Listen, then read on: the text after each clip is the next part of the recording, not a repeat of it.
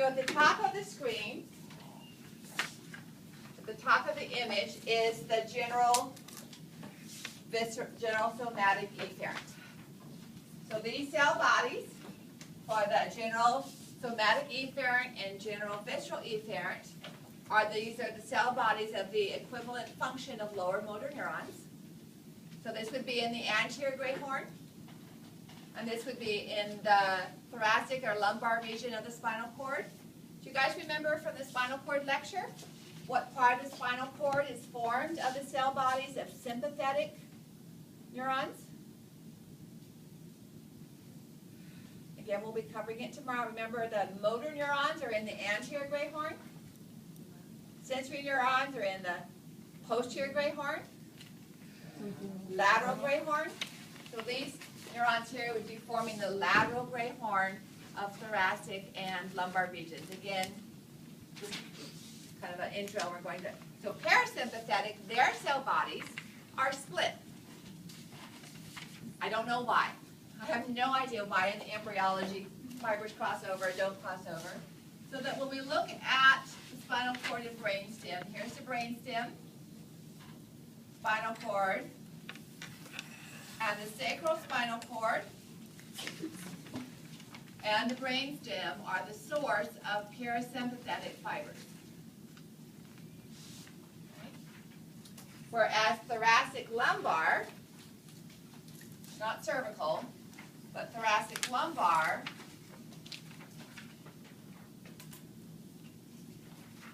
are the source of sympathetic.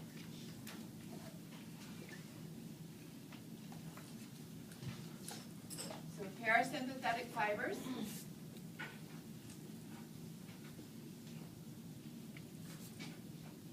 and sympathetic.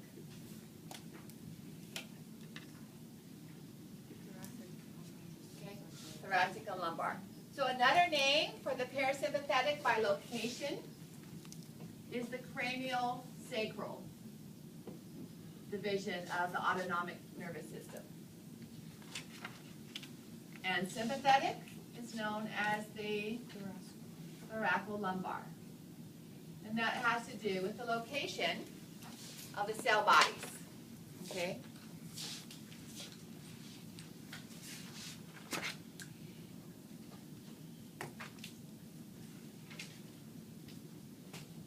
So let's take the ocular motor neuron up here in the midbrain. It's going to go to the ciliary muscle, smooth muscle of the iris. Preganglionic neuron leaves the midbrain and it stops and forms a synapse with another neuron that goes to the eyeball. The first neuron is called the preganglionic neuron. All right? So when you're labeling these for lab quizzes or exam, I always want you to include whether it's preganglionic or postganglionic, and is it sympathetic or parasympathetic. So if you were to identify this neuron, I would want you to say parasympathetic preganglionic, or you could reverse the order if you want to and say preganglionic parasympathetic. So identify pre or post, and then if it's sympathetic or parasympathetic. All right, the neurotransmitter, the chemical released from the end of the axon terminal for the preganglionic is acetylcholine.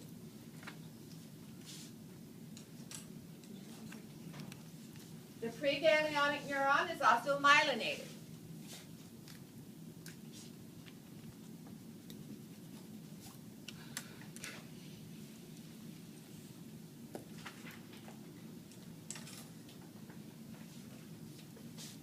Then we have the postganglionic neuron.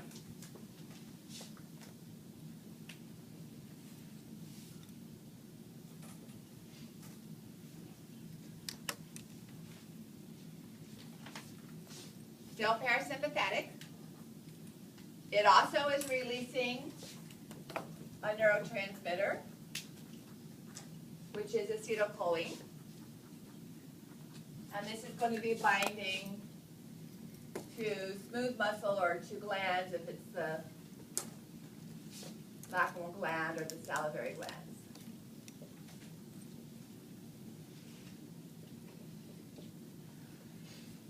So where's the ganglion?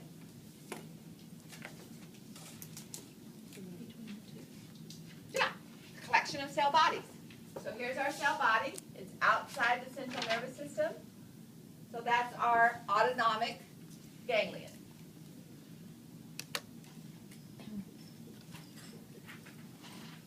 Do they all have special names? Yes. Um, Right here, the eye. Yes and no. Some of them do, some of them don't. Okay.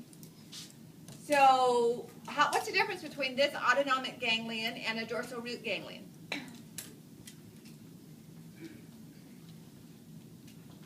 This one's not coming out of the spine.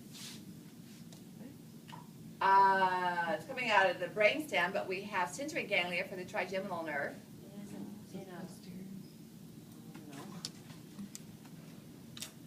Give us a hint. Okay, I'll draw you a dorsal root ganglion. So I'm going to erase this because I don't want it on the board. It'll make it messy. Here's a sensory neuron. First order neuron, cell body. There's your sensory, that's your dorsal root. Exactly. Rachel said no synapses. The sensory ganglion is just the same neuron. It's not synapsing with another neuron. That synapsing is taking place in the posterior gray horn or in the medulla, the nucleus gracilis or cuneated. So while they are both collections of cell bodies, this is a synapse between the pre and the post ganglionic neuron. This one has no synapse. It's still cell bodies, but there's no neurotransmitters that are being released. Okay? So this is a dorsal root or sensory ganglion. And I'll leave that up there long enough for you to draw it in, but I'm going to erase it. Now, the first three cranial nerves look just like that. Okay? Well, the first two and the last one. The third one belongs to vagus. It's a bit different. Its preganglionic neuron is in the brainstem. However, and this is a characteristic given to most parasympathetic neurons, it has a very long preganglionic neuron. That's considered to be characteristic of parasympathetic fibers, okay? Because there's lots of these particular ones. So its preganglionic neuron is going to be very long. But everything else, sort of, is the same. It's myelinated. I'm just going to give you a hint of that, okay?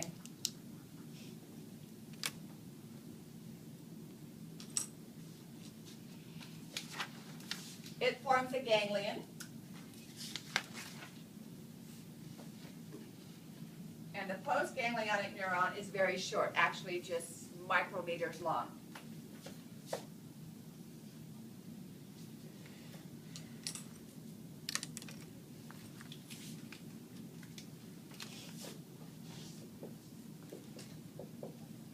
So yes, the ones that are up here that are short have names. But as we'll see in a few minutes, all of the vagus ones and the ones from the sacrospinal cord are identified as intramural, which means within the wall. So when the vagus nerve goes to the heart, the vagus nerve actually enters the wall of the heart and forms a synapse with the postganglionic neuron within the wall of the heart. And then the postganglionic neuron doesn't have very far to travel because it's already in the organ. Or if it's going to the stomach. Or if it's going to the small intestine. Okay? So typically, as you can see on the lower portion of this diagram here, parasympathetic preganglionic neurons are considered to have long axons for the preganglionic neuron and relatively short axons for the postganglionic neuron. It's not quite as true for the other three cranial nerves because their ganglia are found outside the organ. They're innervated. The other region that has parasympathetic fibers is the sacrospinal cord. They are similar to vagus. So their cell bodies, their preganglionic cell bodies are going to be in the sacrospinal cord. They will have a relatively long preganglionic neuron, which is myelinated.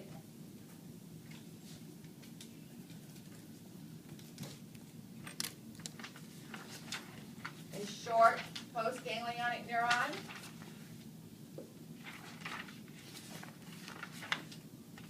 And intramural. Okay. Are the postganglionic neurons never myelinated?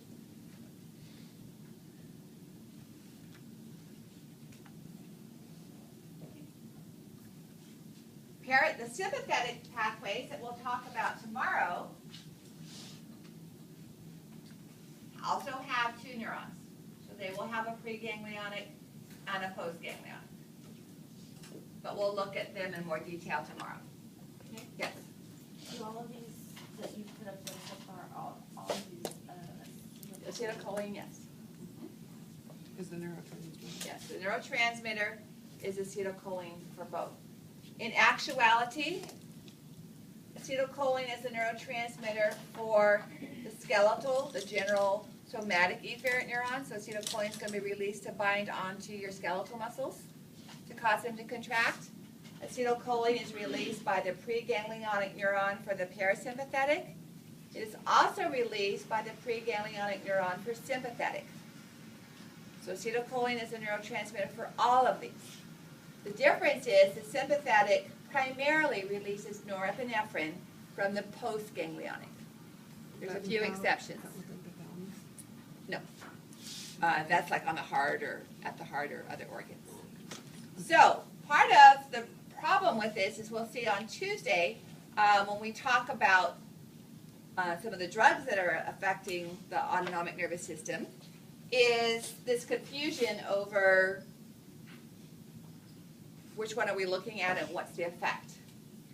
So when I was in high school, Jackie Kennedy, the president's widow, had just married her second husband, Aristotle Onassis, and he developed an autoimmune disease known as myasthenia gravis, in which antibodies, the body develops antibodies against the receptor for acetylcholine. And it starts, for some reason, it starts at the head and moves down the body. Death is eventually caused by the lack of the ability of the muscles, the respiratory muscles, to contract. And so there was an image of him. He was a wealthy Greek shipping tycoon. And there's an image of him coming off of one of his yachts with his eyelids taped open. And little pieces of tape holding his eyelids open because he could not contract his levator palpebris superioris muscle. Even though he tried to do, he would try to do it, acetylcholine couldn't bind to the receptors on his muscle and cause contraction. So to treat a disease like that, a couple of things can be done. This is just a preview of Tuesday's discussion. We can give drugs that increase the amount of acetylcholine. That's the basic underlying treatment. You can give drugs that act like acetylcholine. They're known as cholinergics, from the word acetylcholine. And they do the same thing acetylcholine does. They bind to the acetylcholine receptor. So what we're trying to do is compete for those antibodies. Flood the area with so many acetylcholine molecules that even though the antibodies are there, there's not enough of them to block so much of the acetylcholine. So you can give a cholinergic drug, or you can give a drug that inhibits the enzyme that breaks down acetylcholine in the synapse, known as acetylcholinesterase. So acetylcholinesterase inhibitors. All right, so if acetylcholinesterase is not breaking down acetylcholine, then the normal acetylcholine that is made can stay there longer. All right, so if we look at this slide here, you can see an example that explains some of the side effects. Some of the side effects of drugs that are used to treat a condition like myasthenia gravis are convulsions and spasms. Too much acetylcholine at the skeletal muscle. All right. Another side effect is nausea and vomiting and diarrhea. Too much acetylcholine here and here on the digestive tract, increasing the activity of the digestive tract. But another effect is high blood pressure and heart rate, because increased acetylcholine is also going to activate the sympathetic nervous system. So all three of these can be affected by too much acetylcholine, because all three groups at one place or another or both will release acetylcholine as a neurotransmitter. So that's what kind of adds to the complexity of trying to use drugs to treat this conditions. So we'll review that as we move along and on Tuesday when we look at effects. All right, so let's look at just parasympathetic. This is just another slide showing the comparison, the long preganglionic neuron and short postganglionic that's typical when we look at vagus and sacral parasympathetic fibers. Okay, so autonomic ganglia would be formed of, or would do which of the following. Formed of cell bodies of pre or post, contain neurosynapses or do not contain neurosynapses. Post, okay. Formed of cell bodies of postganglionic neurons, because the preganglionic cell bodies are in the brainstem or in the spinal cord. And they do contain synapses. That's what this is right here. So sensory ganglia do not. Autonomic ganglia do contain synapses because it's a two-neuron system. All right. Preganglionic neurons of the parasympathetic nervous system are located brainstem, sacral spinal cord. Okay. So this is a diagram that illustrates the location of the preganglionic neurons of the parasympathetic nervous system. So 4 cranial nerves contributing to our cranial portion, and the ventral rami of the sacral spinal cord. So we have preganglionic cell bodies in our sacral spinal cord. Why we split it like this, I do not know.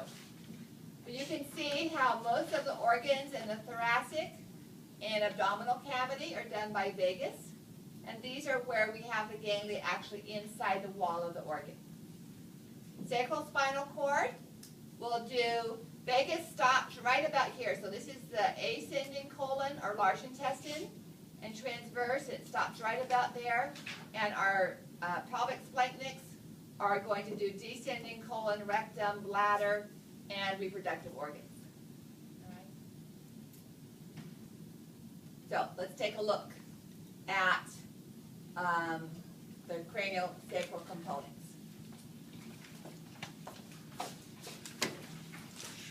So this is moving to page 72. Oh, whoops. Yeah, 72, 73, bottom of page 73. Can I take a picture? Oh, sorry.